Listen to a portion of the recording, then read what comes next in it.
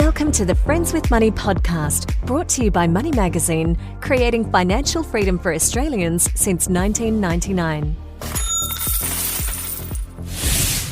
International Women's Day is here again, putting the focus on the inequities between genders in the workplace, from the pay gap to superannuation discrepancies. To ensure the women behind benefit from the women who have come before, we talked to Aware Super CEO Deanne Stewart to talk about her experiences and how she sees things changing for women. Thank you so much for joining me today, Deanne. Oh, you're welcome, Julia. Lovely to be with you. Deanne, happy International Women's Day. What does March 8 mean to you? Oh, International Women's Day. I just think it's such a special day. It allows us to really, I think, celebrate and really acknowledge the amazing achievements that many women right across our society, whether it be in the community, in business, in politics, are really achieving and the contribution that they make. Certainly, I know from an Aware Super perspective, we sponsor the New South Wales Women of the Year Awards, and you just see some of the most amazing women in these different categories, whether it be across the community, whether it be young women coming through, or indeed the overall New South Wales Women of the Year Award. Last year it was Dr. Kerry Chant, and you just think about what an incredible woman she is, what she has done right through COVID, how she's just quietly gone about it and had such a positive impact. So for me, that's the main part of it. But I also think it also is a moment to reflect and think about the gap that is still there and what needs to be done, and to really put a focus and a spotlight on that as well. And Deanne, I guess a lot of your members are women who have worked in the essential services and probably are a little bit behind in the pay gap and the inequities. Does that make you feel like you want to work harder for them? Absolutely. You're so right. So 2/3 of our members are women, and many of them in just such essential roles, whether that be in teaching, in nursing, in aged care, in childcare, really important roles. And I think that if there's one thing that COVID has certainly taught us, it's just how important those roles are, but indeed how often undervalued those roles are. And I think that being an advocate for them, really making sure that we're doing our utmost to both be an advocate, but make sure with the dollars that they do have that they're going to the very best to help them with their futures. It's something that I know the team feels very passionate about. That's terrific. Now, you yourself have had over 20 years in the financial services industry, and now you're running one of these largest super funds in Australia. Would you say that you have had to work harder as a woman to achieve what you've achieved? It's hard when you're trying to personalise it to say, do I feel like I've had to work harder? I think I am a hard worker, and I think that has certainly contributed to what I've been able to do. I think it goes without saying that there is still significant bias that is there, and that in many industries, including the finance industry, you need to work hard to overcome some of those biases. And in fact, that is the International Women's Day theme for this year, which is breaking the bias. And we all have them. We all have them. And I think that awareness of the different sorts of biases that you have are really important. Do I think that I've faced into that over the years? Yes, I do. But I also think I've had some incredible mentors and supporters along the way, both female and males.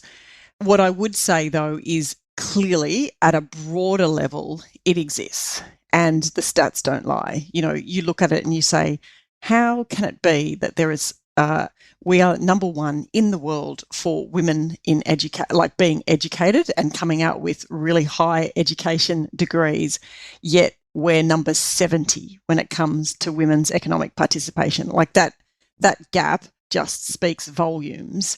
And then you say, how is it that only 5% of the ASX 200 CEOs are women? So there's no doubt that while I think we've come a long way and you're seeing such positive momentum, and it really does feel like there's a moment at the moment that we really need to seize upon, the gap is massive and certainly needs to be closed.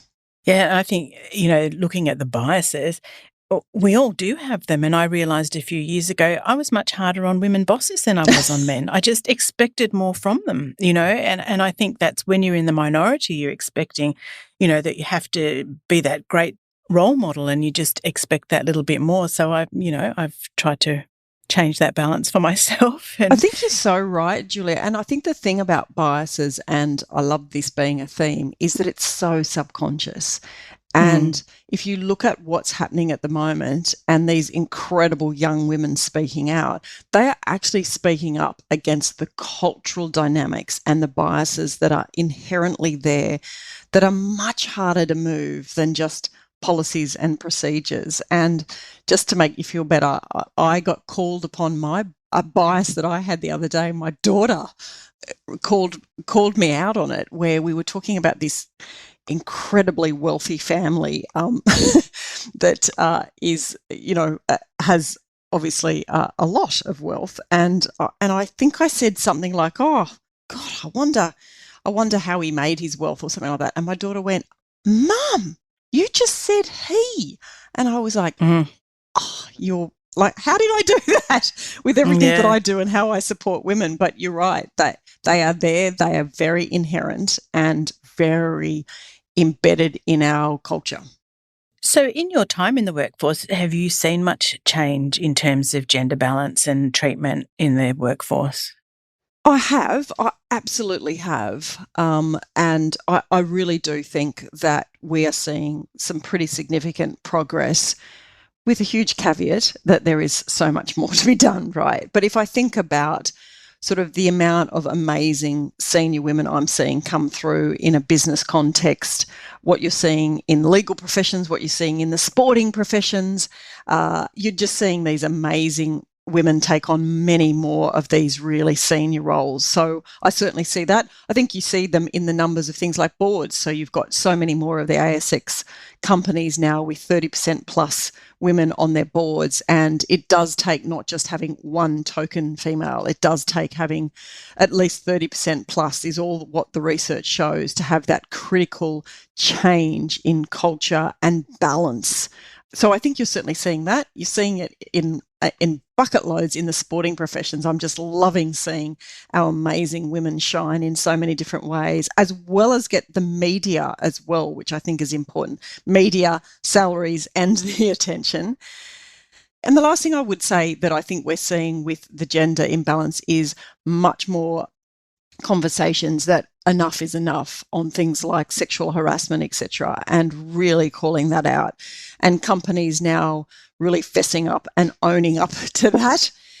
Lots more to be done. And, I think that's certainly what we've seen in things like, for example, Rio's latest report, where they've come forward on the degree of bullying and sexual harassment. You can look on the one hand about, oh my God, the fact that 50% of the workforce say that they're being bullied or harassed in some shape or form, as quite a negative. I think it's such a token of what's going on more broadly in the Australian society and culture. But on the other hand, I look at it as the optimist that I am and say, well, at least now that is in black and white. They're being transparent, they're being open, and they're wanting to address it. So I see a lot more of that coming in. We've got a long way to go, though, back to that 5% of women being really underrepresented in politics in all shapes and forms of different aspects of society. So still a gap to go.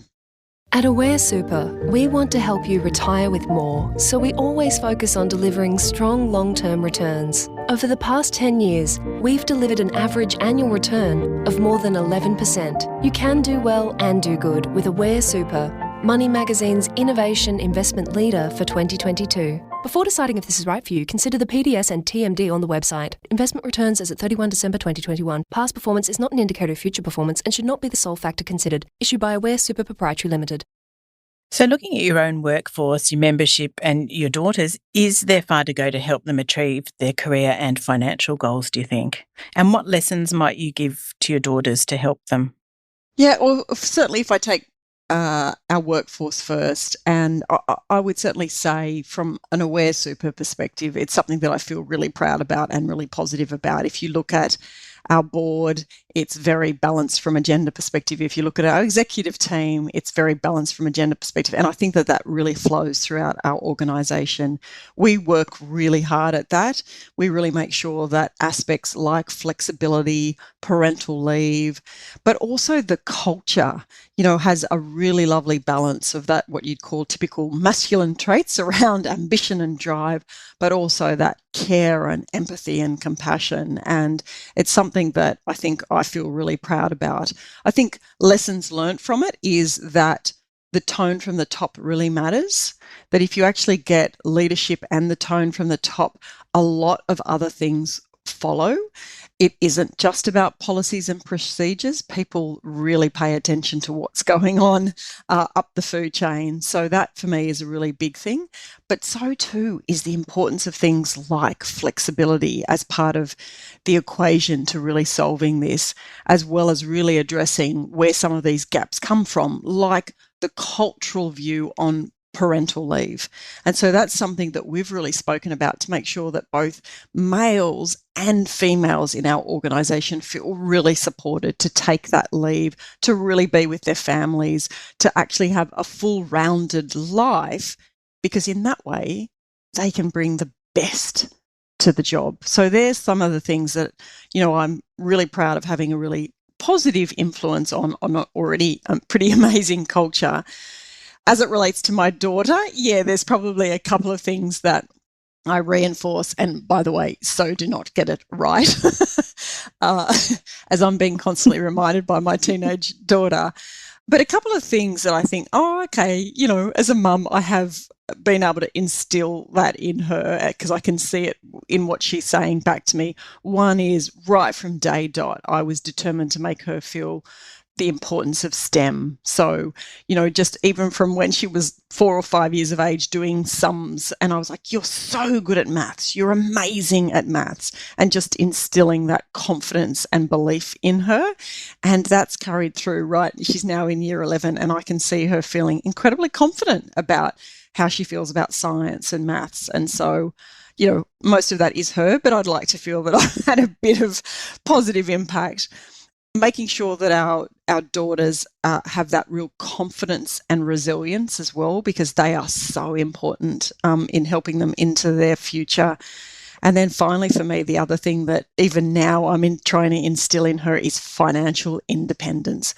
No matter what happens to you in your future, being able to be financially independent is so important, because life throws at you highs and lows. And you need to know that no matter what happens, you can be on your own 2 feet and really, really stand up for yourself. So they're probably my biggest lessons for her. Oh, and they're hugely important. And I guess that leads to how important is it to make sure that your membership is also very financially literate and aware of what their possibilities are. And do you encourage, the women in the workforce to step up to promotions and so on? Absolutely. And, it's great that you asked that question, because I think, first of all, to really support our members, we need to make sure that our own backyard is doing well. And so I certainly do start there in terms of really making sure that we've got a really positive culture that supports both males and females to really develop, grow and thrive in the organisation. And by the way, I don't think we get it right all the time. We're certainly quite ambitious and trying to get a lot done. So it is not to say that we don't fall back at times or do things that aren't supportive. But I think on the whole, our real focus on promoting, supporting and training amazing women to come through as leaders around real flexibility and being very genuine with that and letting people flex in their lives. And clearly that's been accelerated through this COVID period, but also really supportive policies and that side of things as well. So that's certainly what we've done in our own backyard. But then in terms of for our members, for me, I remember one of the research pieces we did last year, which just, it speaks volumes to me, where we researched both men and women about their confidence in retirement. And 44% of women said, I am not confident about my future or the finances into my future. Whereas for men, that was around 22%. So twice as many women didn't feel confident about their future. So for us, certainly what we're doing in the education and advice space is really critical, and both making sure that we're there for our members, that we're constantly letting them know that we're speaking the voice of both females and males so that they know where to go for help, but also running quite tailored sessions for women are some of the things that we're doing. And then finally, advocacy. And certainly we're incredibly pleased to see some of the things that have come through over this past year, which the government has been supportive of, like eliminating that $450 threshold, as well as in the, allowing where there's disputes from a family separation or divorce, being able to look through into the ATO. They are important aspects. Now, they're not getting to necessarily the root cause of what's creating it way back when, but they are at least remedies to some of the things occurring. And certainly advocating for our members on that front is really important. Probably last, I would say, Julia, in terms of work still to be done though, when you look at it and you say, well, where does all these gaps come from in the first place? There's a couple of really key things. First of all, you look at the roles that women are going into. They are really undervalued in many different caring roles, really too lower percentages into STEM. So fundamentally, it's starting there. And then the superannuation gap is certainly then increasing quite dramatically around the time childbearing age. And so really making sure that SG is paid on parental leave, making sure that parental leave culturally becomes something that both women and men do in society. And then finally, later on, really being able to make sure that if there is a gap there, that they're able to close that. They're aspects that I think go much more to the root cause.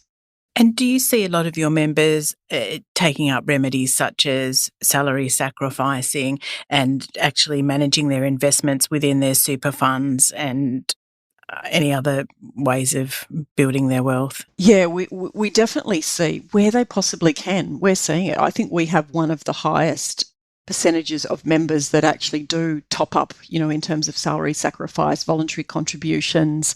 Certainly one of the highest percentage of members that stay with us till retirement. And I think a big part of that is the education, guidance and advice that we do provide, and that they feel that they can really trust the organisation. At the moment, over this last year, Julia, we have had record numbers attending our seminars, webinars, asking for advice. So being able to know that that's something that we really stand for is a really big part of it. And we've been very loud and advocated in the whole retirement income covenant that it isn't just about the product and the product solution, that for many, and particularly women that feel less confident about their future and about retirement, it's about the guidance and advice that they get as well to make sure that they're making the most of the dollars that they are earning. Absolutely. We've also found that people are much more focused on their finances post-COVID. I think at the beginning there was a lot of fear that people might lose their jobs, and there was that, where am I, what do I need? But then it's kind of turned into more of a, do I want to be doing what I'm doing right now? And, that can I make a change? So everybody's been quite engaged. Yeah. Thank you so much for your time and your expertise today, Deanne. It's been lovely talking to you. You're welcome, Julia. Thanks very much. Happy International Women's Day. You too. Thanks. Thanks for listening to the Friends with Money podcast. For credible, independent and easy to understand financial commentary, visit moneymag.com.au. Please remember that the views and opinions expressed in this podcast are general in nature, and further independent advice and research based on your personal circumstances should be sought before making an investment decision.